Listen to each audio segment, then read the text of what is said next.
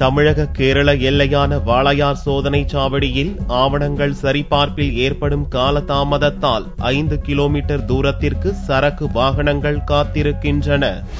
கோவையை அடுத்த தமிழக கேரள மாநில எல்லையான வாளையார் பகுதியில் வாகன சோதனை சாவடி உள்ளது. கேரள அரசின் 3 சோதனை சாவடிகள் அமைந்துள்ள நிலையில் இங்கு ஆவணங்களை சரிபார்க்க காலதாமதம் ஏற்படுகிறது. தமிழகம், கேரளா, கர்நாடகா மாநிலங்களுக்கு செல்ல வேண்டிய சரக்கு வாகனங்கள் 5 கிலோமீட்டர் தூரத்திற்கு காத்திருக்க வேண்டிய நிலை ஏற்பட்டுள்ளது.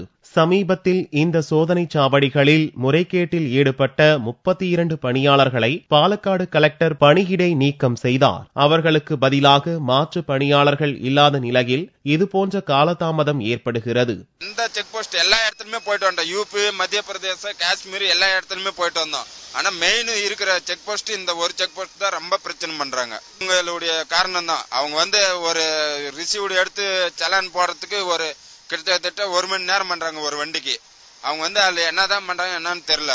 Coimbatore Walayar test check post காலமெல்லாம் இதே பிரச்சனை தான். அதாவது இந்தியாவிலே இல்ல இந்த மாதிரி ஒரு செக் போஸ்ட். மற்ற ஸ்டேட்லாம் இந்த மாதிரி இல்ல. படாப்பட்டுன்னு பில்ல வாங்குறாங்க, செக் பண்றாங்க, செக் பண்ணிட்டு சீல் அடிச்சு கொடுத்துறாங்க. டாக்ஸ் கட்டாம வண்டியில் நிறைய பாஸ் பண்ணி போகுன்னு சொல்லி வண்டி ஓவரா பிடிச்சி நிப்பாட்டி செக் பண்ணிட்டே இருக்குது. அவரு டியூட்டிக்கு கரெக்டா வருது இல்ல. வரனவரு 4 பேர் டியூட்டி செய்யற இடத்துல 2 பேர் ஒரு ஆளு தான் டியூட்டி பார்த்துட்டே இருக்குது. 8 மணி நேரம் வேலை செய்யற இடத்துல 6 மணி நேரம் டியூட்டி பார்த்து 2 மணி நேரம் அவர் பாட்டுக்கு அங்கேயும் போயிட்டே இருக்குது.